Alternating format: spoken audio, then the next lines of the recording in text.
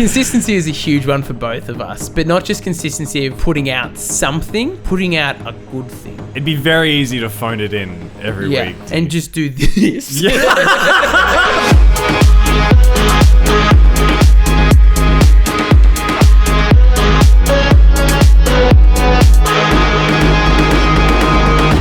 Welcome back to the Sharehouse. I'm Joel Harris. I'm here with my best friend Mikey D, and we're back on the legacy set of the Joe and Mac catch-up episodes. We haven't done this in quite a long time because we've started to finesse, but we thought we'd wind it back to look at what we've made in 6 months. It's definitely not felt like 6 months. It's definitely felt longer. Yeah. And we definitely wanted to impart what we've learned from that. And to be very specific, how it feels to commercialize a friendship. And there's been lots of duos throughout time. Steve Martin and Martin Short being one of them. Hamish and Andy. Yeah. Others. There's been a very common stigma that, like, it ruins friendships as well. Like, you think of, like, the Mythbusters duo and, like, how are they not friends? Like, they just don't hang out together. And that's something that I think we would definitely had in the forefront of our brain. Like, we don't want this to tank the friendship. The friendship is always first priority, which is... Yeah. And something that we definitely started thinking about probably a little bit too late, in that as soon as you start a business type, and we're not getting money from this, full disclosure, but it's a business going into creating something with somebody and having schedules and whatnot, and it changes the dynamic. We only thought about it in the last couple of months of we need to start scheduling friendship days. Yeah. Yeah. And like to some that might sound like a really big red flag, like, oh, friendship isn't like coherent enough that you need to like schedule it in. But it's actually been very nice because every time that we would just kind of naturally hang out, like it kind of just veers towards a business chat because this is such a rampant thing. Like this is week to week to week. And it's been growing and evolving, and the united vision is constantly changing with the things that we're learning, that it's actually very important to have a day where it's like, on this day, like, we're not going to talk about business, it's just going to be a friendship. And like we had one day where we just went on a bike ride and it was amazing, and I felt like I was catching up with someone I hadn't caught up with in 6 months or so. Which was sad, but also beautiful. It was really beautiful, I think. Such a nice day. I felt so free to just talk about all these other things that were going on, just like free of the weight of business, and it was really nice. Because, I think it's also a thing that a lot of people hide behind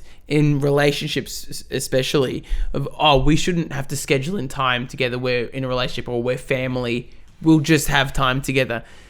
In a busy life that we're all living, you need to schedule in time with people. Otherwise, people will get put to the wayside. Yeah. We're all living and doing a lot of things. Just being a human is a pretty exhausting gambit. Yeah, it's not realistic to just be like, oh yeah, we'll get to it. Like, I know there's someone in everyone's DMs listening right now that asked to catch up in a week or so, and you've just forgotten about. Yeah. Like, I've done that. I've got someone who wanted to catch up a few weeks ago, and I'm like, damn, I just haven't followed up yet. It's like, you can't be loosey-goosey about these things if you want them to happen. Yeah, especially if the person's important. Like Tara, a girlfriend of mine, I've spoken about this a lot. We have to schedule in time together 2 weeks in advance. I'm booked out months ahead. We spoke about that in the Roast of Mikey D. Yeah. Go check that out. But we have to, because Tara's a nurse and she's living her full life as an independent person. We also have the codependence of the relationship. But you have to schedule in time. Otherwise, that's going to fall to the wayside. And then suddenly you're going to have issues that arise with that because you're not putting aside time together. It's not unfamiliar territory to have date nights with couples. Yeah. You should have date nights with friends. Absolutely. Like, partner Stephanie, we do this thing. This is how we tackle it. Like, she also works 3 jobs, has creative endeavors, is almost as busy, like, even busier than I am, to be honest. But at the start of every week, it's like, all right, what's going on with your week? Where do we want to fit in time? Yeah. And I think with us, like, even we put off doing a friendship day for ages. Like, we just struggled to find the time for it. But even it's really right now's a good example of that. Yeah. Like, I'm bogged down with planning for the festival, and Joel's about to go into the crazy months of January, February, and I'm struggling to find time to do a friendship day. I'm about to go away next week. Like, yeah. Transparently, like, we're doing this episode because we need something that can, like, be more easily put out soon going into the super busy end of year, like, because we want to keep this going. So that's learning number one for sure, is make sure to prioritize friendship as much as you can. It's definitely going to take the back seat, though. If you're a person that wants to start something with a friend, which is a lot of people, friendship will take the back seat when you've got something you're so passionate about. And we're just so passionate about this podcast and creating things that, of course, it's like a baby. Yeah. You know, like in a relationship, you love each other the most, and then you have a child, and then you suddenly love the child the most. It's kind of what's happened with us. Yeah, and you need to be really hone down on communicating and figure out how each other communicate, because if you both have different ideas for your baby, it can get very hostile very quick if you're not clear on how each other communicate. I had that as a note. I don't think anything we've said to each other about the podcast has had the intention of hostility or anger, when it can very easily be interpreted that way. Yeah, I totally agree, because you got two people that have an idea for what you want to do and what you want to commit to, and whether that's time commitment or whether that's ideation. And it's a vulnerable place to be throwing out ideas and having them rejected or having them propelled upwards. And yeah, that was something we navigated for sure. There was definitely moments of hostility, not intentionally, but I think, egos can flare and whatnot. Yeah. And so we've navigated that because it was new to the friendship, when normally it was just a very happy-go-lucky thing. Yeah. And so that's been huge. It just fully takes on a life of its own, and just being really clear on when you start something with someone, it requires more or less an equal commitment to keep it alive. I've been a part of many, many projects that just eventually die because I feel people get into people want to be a part of things, so they'll say yes to things, but then not deliver on the commitment.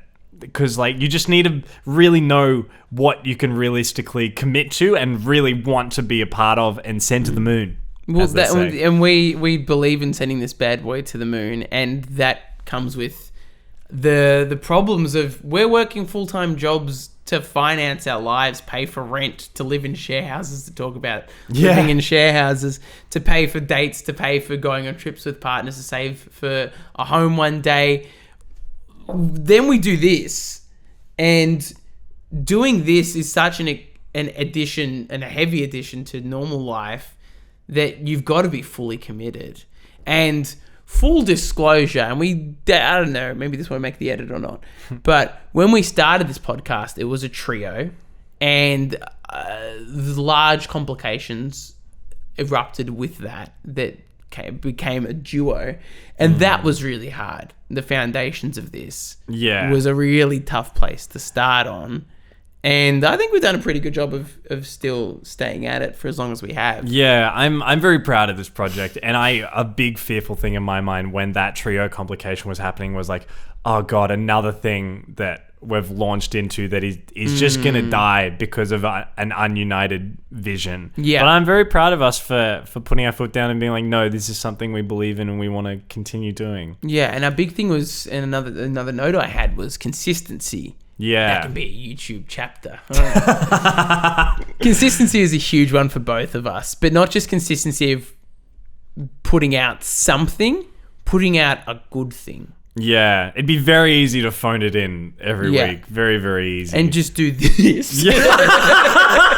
Well, this used to be a fortnightly Thursday episode, but we learned that we realistically couldn't keep it up or commit or stay on top of our friendship or our lives by doing that. So we scaled back because we wanted to keep the quality, and it's a point of pride to be putting out high quality things that we think are good for the world. And since then, we've cut back. Our quality of content's gone up, and I think that's probably a massive learning for if you're starting out.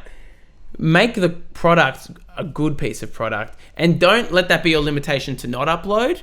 Just strive to put out something good, and we strive to put out something that we've put a fair whack of effort into. Yeah. And the best part about consistency is you're not putting in a fair bit of effort and banking on it doing really well and it takes you to the moon and then you can retire and quit all your other jobs. Because we've got another episode coming out the next week, we have to completely forget about the success of that video, whether or not it's doing well. Numbers have become completely irrelevant to me on this project. Yeah. It's exciting if an episode does 180 views, and you're probably thinking, that's ridiculous. Yeah. Because I still look at channels and go, you've only got 180 views? Well, I'm not going to look at that one. And that's okay. But for us, it's a big deal, but also not that big that it's changing the way we create or changing our dynamic. If like we had the Wedgie War, which one of our first episodes that did 1,000 views for a podcast that we think that's a pretty good number. We didn't do another Wedgie War. And I think a lot of people fall into that trap. One bit of content does really well, and so we're going to consistently do that forever. Yeah, I'm glad we didn't. I think we would have started hating it. Like, I think it's already a win at the end of the day to be like, I really love what we're putting out. Like, that's where the numbers just become exceptionally irrelevant. Yeah. Yeah, just doing something you're proud of, and if it grows fantastic. Yeah. And look, the goal is to grow. Yeah. The goal is to make this something that can retire us from other jobs one day, sure. But you shouldn't be making every decision, I don't think, and I believe in this, you shouldn't be making your decisions based around how you're going to quit your other jobs and turn this thing you're doing, this baby that we have together, into our full-time gambit. I think that's unfair to put the pressure on it. It can stifle the creativity. Elizabeth Gilbert talks about that in her book, Big Magic. I recommend it for all creative people out there listening to read that book. I recommend it to you. Okay, cool. You got to treat the creativity as this playful thing, like a toddler that just wants to play and play in the sand all day. You don't want that toddler to put on a suit and go to work for you. That's unfair. That's unfair to put on that toddler. And I think if you have the grit to just keep showing up and do stuff that you're proud of, like the consistency will it will grow you. Like if you're proud of it and you really, really like it, there's a very high chance that other people out there will. It's just reaching them. You just got to keep hitting it to see what happens. And I've got some fun statistics here just by like us doing what we like to do. In the 6 months we're putting stuff out, there's already 38 pod episodes. We've got over 230,000 views on YouTube. Over 2,000 hours of people watching our face. Wow. Collectively. Like, it's crazy in the very short amount of time that we've realistically been doing this, how much reach there actually is. Like, of course, you can compare that to other people who've been putting out for decades and who have found, like, real popularity. But that's on like the small scale that we've been doing, like, that's crazy. We're in a world of get rich quick schemes or get views quick, especially on YouTube, how you can blow up in a week. People are always trying to do content like that. But that's anomaly content. And a lot of the time as well, if you blow up overnight, that's not a long-lasting audience. That's just an audience that have come because of that one thing you did. Yeah. Whereas if you can just grow over time and people just start to like the stuff that you do, generally, I think that's a stronger audience that I'd rather have. I'd rather not wake up tomorrow to 100,000 subscribers because the Coles video did really well. Yeah. I'd rather not. We got put in an ABC News article. That was crazy. That is another... Yeah, we got published as a credible source, which is terrifying. Well, it's like you putting out stories of you at the footy, and then all of a sudden the news picks it up. It's like if you put yourself out there, people will find it and feature, do something. Like, the more you put yourself out there, the more, like, even with you and jobs you found, like, opportunities come a knocking because they can see you, like, you're 100%. There. Yeah, you've really got to make yourself known. Yeah, those stats are crazy. I mean, I think collectively across all socials we've hit over 1 million impressions. Yeah, that's just YouTube. That's just the YouTube analytics. I didn't even look at the gram analytics. Oh my god. And that's for the nerds out there that actually want to know what you can achieve in 6 months. And if you look at our channel, a lot of people on the outset will go, the couple hundred, we haven't even hit 1,000 followers across the board on social media, I don't think yet. Yeah. But I think for 6 months of work, I'm very proud of what we've done, and I think it comes because, like, the pride comes because we haven't put the pressure on it to succeed. Yeah, and the fact that we've balanced a life and our own separate creative endeavors at the same time as doing this. Yeah. It's definitely a more realistic approach to take. Brody and Kelly spoke about it on a podcast years ago, or maybe a year ago now. He spoke about how they had an estimated time of when they thought Auntie Donna was going to pop off. Wow, and really? He said, double that time and add 2 years to it. That's how long it'll take you to succeed. And so I've got that firmly in my mind that we'll probably have to be doing this till we're 35 to see any kind of result. And I'm okay with that because I have fun doing it. Yeah. And I don't have any pressure on getting a brand deal tomorrow that'll change my life and let me quit a job. I just enjoy doing this. And and that's another note I had highlights for me, and I'd love to delve in if you're happy to. Yeah, sure. Just personal highlights of the podcast. Meeting people, the friends you make along the way. That's me too, very much the friends you make along the way. Yeah. We've made just nice friends of people that we probably would have never reached out to. Never like met, never had the pleasure of interacting with. Like, it's been really awesome. A really good friend of mine now, Dylan J, I met him through filming content for him, and then we got him on the podcast and I started playing basketball with him. But great friend.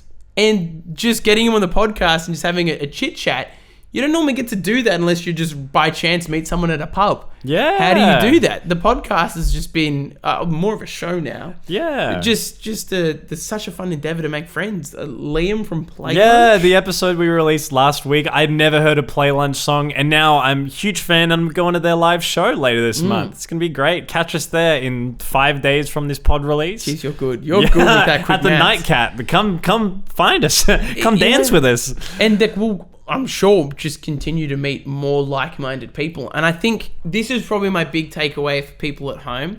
If you think you're in a niche, whether that's you love drawing manga art or something along a niche like that, and you don't know where your community is, if you start putting out content around that thing, I know this is a weird way of making friends online. You start putting out content. No, I just think... But it's true, it's true. And then you meet someone, like, let's say you find someone on the forums that you like. Hey, I happen to have a show where I talk about this style of let's say that's the manga art thing. Yeah. I'd love to talk to you about your creative process.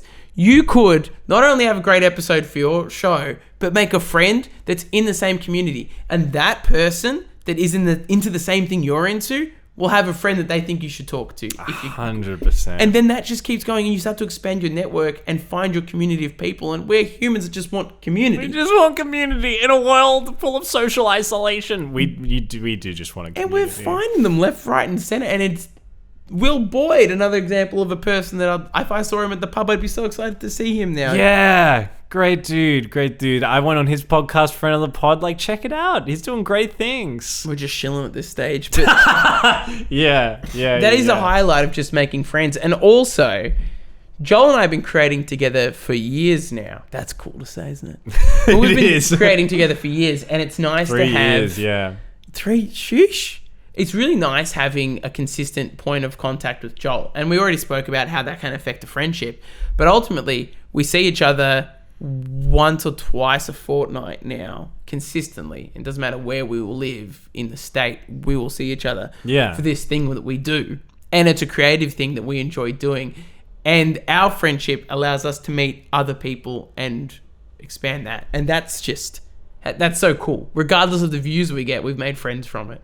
Yeah, I'd find this much more difficult if I was doing it alone. I think life is a lot about relationships, and the way to strengthen relationships is time. Like, to have really deep, meaningful, magical relationships, it is a time invested thing, in my opinion. Yeah, 100%. So the fact that I get to spend all this time with my best friend, just schedule it in and just freaking hang. It's beautiful. Like, we do more hanging out outside of the episode than we probably do in the episode. Yeah. I do miss this, actually, now doing this episode with you. I do miss doing the Joel and Mikey hangouts, and Radio Mike was just saying do a Patreon. I don't know if I'm ready to start shilling ourselves like that for profit. Yeah, but the only realistic way we could do Joe and Matt catch-ups is probably through Patreon and then paying someone to do the episodes. Edits.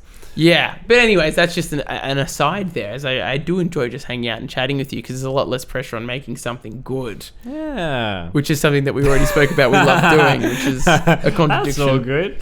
What else you got for me in that little list of fun? I just had I just want to... If you had any favorite bits from the last 6 months, I very much enjoyed finding out that Fergus Neal's butt has never touched a toilet seat. That was an incredible revelation, and just your reaction on air to putting together what he was saying and just being like, that this must be the greatest moment of my life. Yeah, that was so fun. And off air chatting about that. Yeah. I had a really lovely moment off air with... Liam from Play Lunch's episodes were so fun to shoot. That was a very recent one. Yeah, second one on its way. And we ended up hanging out in our attic upstairs for a good hour and a half or two, just chatting about the creative lives that we live. And he lives a very parallel life to what we've lived. In similar suburbs we grew up in, we graduated the same year. And it was just so cool that what we've just spoken about in terms of making friends just played out so quickly. The episode with Stan was lovely as well. Yeah. With Stan. And I love that he told that story to few people, and some of the reason why he doesn't tell it to everyone. Like, he'd love to share it. It's just a very long story, but now he can send a link. Yeah. And be like, yeah, I really delved into it here, and that's kind of what I went through. Yeah, I think I had that in my notes of just letting people tell their story. Slade's one was really, really deep and dark and heavy, but it was a nice story to tell. Well, not a nice story, but it was a heavy story to tell, and I'm glad he got the opportunity to tell that story, to let other people know the steps to take. Jack Swan had some really good tidbits. Yeah. I feel like the basis of kind of what we're talking about, like, if you want to find these kinds of relationships, you don't need to make a podcast. But for example, like, I love going to the cinema. I love going and seeing movies with people, and I've amassed a lot of people who do like going to the cinema. So like, we went and saw the classic Exorcist the other night at the Lido because we were doing a night, and we had like 10 or 12 people there, and my housemates were like, where do these people come from, Joel? But it's just because, like, I really love fostering those relationships and, like, with, you know, like-minded things that people like to do. I'll make an amendment then. You don't have to start a podcast, but it's a very good excuse to reach out to someone that you admire or want to connect with. 100%. So I would say potentially start a project that you can invite other people into that they'd be interested in being a part of, because that's how you could connect. Because I think it's all well and good to say go to movies with friends. What if you don't have friends but you want to go to the movies? How do you find those friends? And then, you know, maybe that is reaching out to other people in Melbourne or putting out a bit of content around that, saying, hey, I'm from Melbourne, I watched this movie the other day. Maybe other people from Melbourne will see it and go, whoa, I want to go watch a movie with you. But I think about it, it's like our good friend Caleb Linder. I only knew him because I reached out for him to sound mix my film, and then that brought us close together and spawned a beautiful friendship. And like my beautiful housemate Stan, who was on the podcast, I only know him because we worked on films together. Like, I put myself in the environment that I like, and inevitably found people alongside it, and then got invited people on my projects, and it's this it's this beautiful game of life we play. You suck. I would like to say, I'd like to say as another takeaway with projects like this, we've done other projects before, both separately and together, where we went in red hot fast and probably spread ourselves ridiculously thin for those projects. And it was something that we couldn't commit to long term because it was too much commitment. Yeah. And I think this one, and it's 3 years of creating that we got to this point of consistency, but find a project that you like doing, find a way that you can commit to it weekly, because you need to be putting out things, especially if it's online, putting out things weekly, not only to up your game with it and to practice the skill, but to build an audience. If that's your goals, to build an audience with the thing, you need to be weekly, and you need to find a way to do it that's sustainable. And I think we've learned that 3 episodes a fortnight wasn't. One was with 3 reels. That's sustainable for us. Yeah. And that's how we've managed to do it for 6 months, and we haven't missed a beat with it.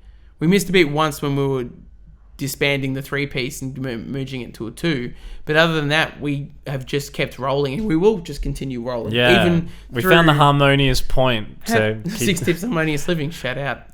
Chilling again. But we did. We found that harmonious point. And now that we go into December, which is Christmas and busy time and music festival time for me, and even you have a part to play in that too, and it's just crazy, hectic, busy, we've still managed to backlog all the way up and almost past Christmas now. Yeah.